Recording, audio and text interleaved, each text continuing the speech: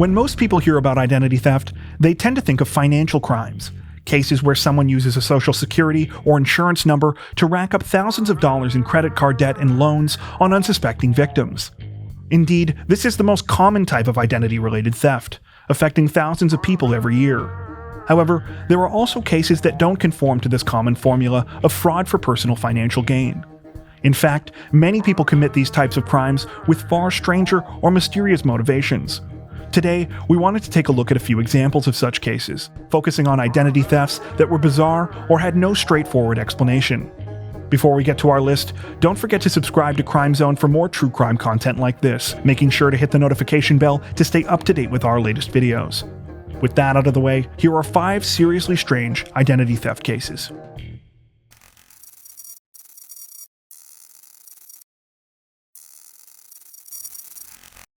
Though blaming the victim of a crime for their misfortune is normally seen as pretty cruel, the case of Todd Davis kind of feels like a worthwhile exception. While many people don't take the crime of identity theft as seriously as they should, Davis was the founder and CEO of LifeLock, a company that promised to protect consumers from such crimes for the low monthly price of $10 to $15. Davis was so confident in LifeLock's guarantee that he spearheaded a marketing campaign in 2006 that saw his social security number prominently displayed in the company's television ads, billboards, and on the LifeLock website. If you've been paying even the slightest bit of attention, you can probably tell where this is going. In June of 2007, it was reported that not only had Davis's identity been stolen to take out a $500 cash loan in Texas, he didn't even find out about it until a collection agency called inquiring about the unpaid debt. However, that was just the beginning of the CEO's problems.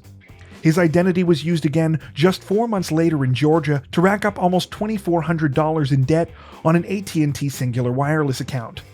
Again, Davis only found out when the debt was handed off to a collection agency, and a note appeared on his credit report. This was followed by a slew of other similar incidents from all over the country.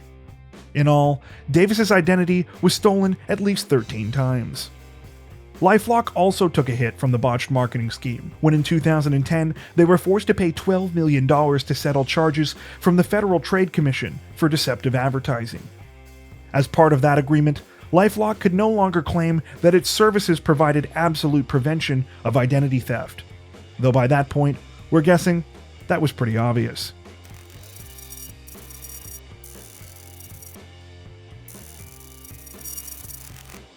On July 30th, 2002, police in East Lake, Ohio responded to a suicide call at a local apartment building. The tenant had been dead for roughly a week, the result of a self-inflicted gunshot wound to the head. The man appeared to have counted down the days on his calendar before the suicide and had closed the blinds and turned off the air conditioning in his apartment, seemingly to speed up the decomposition process. Documents found in the unit identified him as Joseph Newton Chandler III. Police were able to establish a possible reason for the suicide. Chandler had recently been diagnosed with an advanced stage of colon cancer. However, things only got stranger when police attempted to contact people that knew him. He had exclusively listed coworkers as his emergency contacts and was told by several of them that Chandler was a strange and reclusive man with few or no friends. Aside from identifying documents like his driver's license, investigators could find no information about Chandler's past. He had no pictures of his family, no letters, and no contacts in his address book that pointed to any family members. An address that he had listed on his rental application as belonging to his sister led to a vacant lot in Columbus, Ohio. Eventually, investigators were able to track down members of the Chandler family. They told police that Joseph Chandler was indeed dead, but that he had been killed in a car accident in Texas in 1945 at the age of 8. Whoever this mystery man was, he had stolen the dead boy's identity and did not want to be found.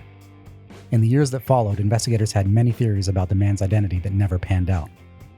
They ran down list after list of missing persons from decades prior, but were never successful in finding a match. It wasn't until 2016 that police got their first major break in the case. Using the help of forensic genealogist Dr. Colleen Fitzpatrick and her nonprofit organization, the DNA Doe Project, investigators were able to compare the unknown man's DNA sample to those contained in public genealogy databases. In 2018, this method gave them enough information to positively identify a family member who turned out to be the man's son.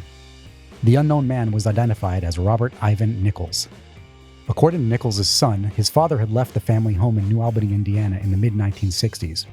The year before he disappeared, he had encouraged his wife to get a driver's license at a new job and had filed for divorce shortly thereafter. After he left, Nicholas sent a couple of letters to his parents and one final letter to his son. By that time, he was living in California. These letters would be the final correspondence Nichols would ever have with his family. It is believed that he used his own name until 1978, at which point he stole the identity of Joseph Newton Chandler. As for why Nichols left his family and started his bizarre and secretive new life, there are many theories. One that has been widely believed both by investigators and the public over the years is that Nichols was a fugitive and may have thought it was no longer safe to use his real name. Theories range from him being responsible for a number of unsolved murders to some believing he had committed war crimes during his time in the Army in the Second World War. However, the most commonly cited explanation is that Nichols was the Zodiac Killer, with many pointing to his time in California during the crimes to partially substantiate the theory. None of these theories has ever been proven, though. While it may never be known exactly what Nichols' motivation was for disappearing like he did, the story itself is quite strange and will likely continue to be a source of enduring speculation.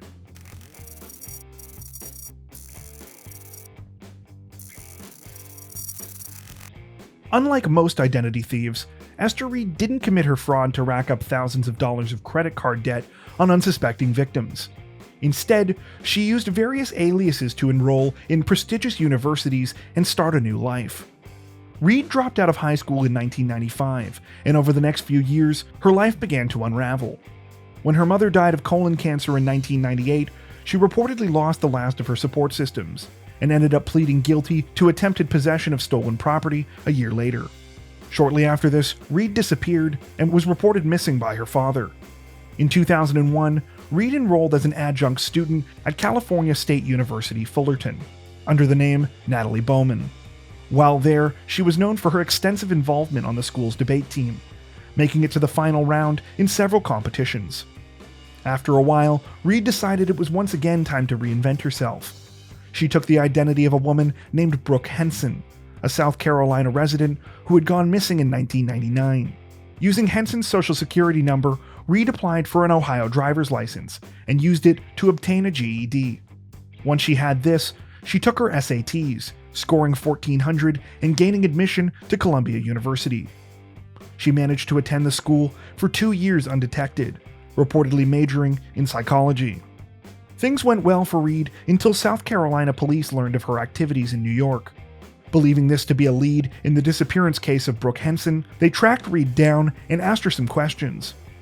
Though Reed was able to convincingly maintain the facade, the police demanded a DNA test. Knowing she would be busted if she complied, Reed fled to Illinois, taking on yet another alias as Jennifer Myers. She was able to remain on the run until 2008, when a complete accident led to her arrest.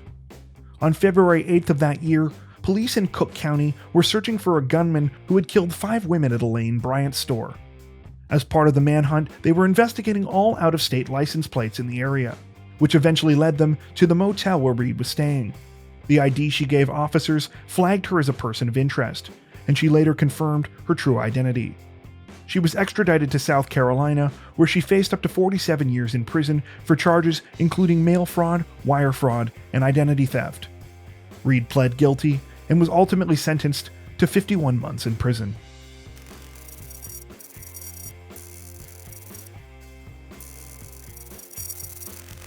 In 1994, 13-year-old Nicholas Barkley went missing from his Texas neighborhood after playing a game of basketball with some friends. Though he had only been carrying $5 on him at the time, the Barkley family initially assumed that Nicholas had run away. The young boy was frequently getting into trouble, and it was thought that he might have taken off to avoid an upcoming court appearance that would determine whether he would spend time in a juvenile detention center.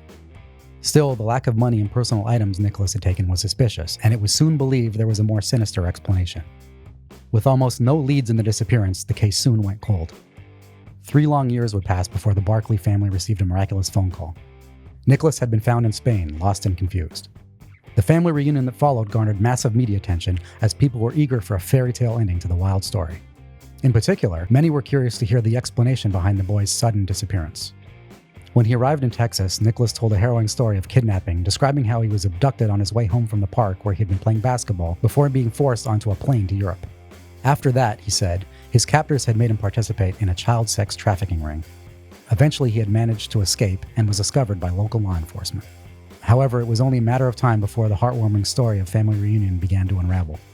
For starters, the Nicholas Barkley who had gone missing in 1994 was blonde-haired and blue-eyed. The Nicholas who returned in 1997 was brown-haired and brown-eyed and spoke with a French accent. He also appeared to be several years older than 16, the age he should have been at the time he was found. Though the glaring inconsistencies seemed obvious to many around the Barkleys, in their grief, the family decided to accept the Nicholas who returned with open arms. One person who did not accept this explanation was a local private investigator who became suspicious while working with the TV crew that had been filming the family. After comparing photos of the missing boy to those of the man now claiming to be Nicholas Barkley, he discovered that they did not match. This eventually led the FBI to obtain a court order for the DNA and fingerprints of the mystery man, which eventually identified him as the French serial imposter Frédéric Bourdin. Bourdin was later convicted on charges of passport fraud and perjury, and was sentenced to 6 years in prison. Upon arriving back in France in 2003, he immediately started pulling the scam again, moving on to a different target each time his fraud was exposed. Bourdin claims to have impersonated over 500 people in his lifetime. Sadly, the Barkley family never learned the true fate of their son Nicholas. The entire ordeal was famously captured in the 2012 documentary, The Imposter.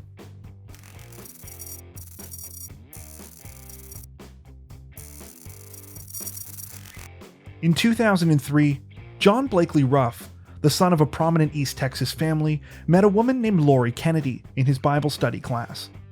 John quickly learned that Lori avoided talking about her past. She was an only child, both of her parents were dead, and she was not close with any other family. Though she seemed oddly secretive about her personal life, this seemed to be adequately explained by the fact that she claimed to have had an unhappy childhood. John and Lori soon became romantically involved, marrying just a year later. Shortly after, the couple moved to Leonard, Texas, where they attempted to settle down and start a family. Though conception proved to be a difficult road, Lori eventually gave birth to a girl via in vitro fertilization in 2008. According to John, after the birth of their daughter, Lori began to change. While she had always been an extremely private person, she was now also trying to apply this control to their daughter. Lori would often refuse to let even close family members hold the baby, going as far as to take the young child into the bathroom with her if she needed to leave the room. This caused no shortage of tension in Lori and John's marriage, and in the summer of 2010, after attempts at counseling had failed, John moved back in with his parents in Longview and filed for a divorce. The separation caused Lori to behave even more erratically, and in the months after John left, she began to send threatening letters to the Ruffs. Neighbors reported that she and her daughter looked unwell, and that Lori would often pace outside while talking to herself. Things only got worse when it came time for the custody exchange of the Ruffs' daughter, eventually causing John and his family to file a cease and desist order against Lori. On December 24, 2010, Lori's car was found idling on the driveway of the Ruffs' home. She was found dead inside from a self-inflicted gunshot wound. 2 letters were discovered alongside her body, one addressed to John, the other addressed to the pair's daughter, to be opened on her 18th birthday. The Ruffs had hoped the letters would contain some information about Lori's past, possibly offering an explanation for her disturbing behavior. However, when they opened and read both letters, they discovered that they contained only incoherent ramblings. After the funeral, members of the Ruff family made a shocking discovery while searching Lori's house. In a lockbox hidden in one of the home's closets, they discovered a birth certificate belonging to Becky Sue Turner, as well as a judge's ruling granting a name change to Lori Erica Kennedy. Even more strangely, it turned out that the real Becky Sue Turner had died in a house fire at the age of 2. The true identity of Lori Ruff would remain a tantalizing mystery for several more years. In that time, the Ruff family employed the help of an investigator from the Social Security Administration. Eventually, they would also make an appeal to the public in a June edition of the Seattle Times for information in the case. This attracted the attention of a former nuclear physicist named Colleen Fitzpatrick, a pioneer in the field of forensic genealogy. Using a combination of public records and direct-to-consumer DNA testing databases, Fitzpatrick was finally able to establish that Lori Ruff was originally named Kimberly Maria McLean. It turned out that McLean's family had been looking for her for almost 30 years. Kimberly had grown up in the suburbs of Pennsylvania, where she reportedly had a happy childhood until her parents' divorce. According to her brother Tom, she never quite adjusted to the separation and the new life that came with it, and at the age of 18, she left town, telling her family not to come looking for her. Though it is impossible to know what drove Kimberly to go to such lengths to distance herself from her old life, it is clear that she never had any intention of revealing her dark secret to those around her. The case remains one of the most mysterious identity theft stories around. That brings us to the end of our list. Do you know of any other cases like this? Tell us about them in the comments section below. As always, if you enjoyed our video, don't forget to like and subscribe to Crime Zone for more true crime content like this, making sure to hit the notification bell to stay up to date with our latest videos. Thank you for watching.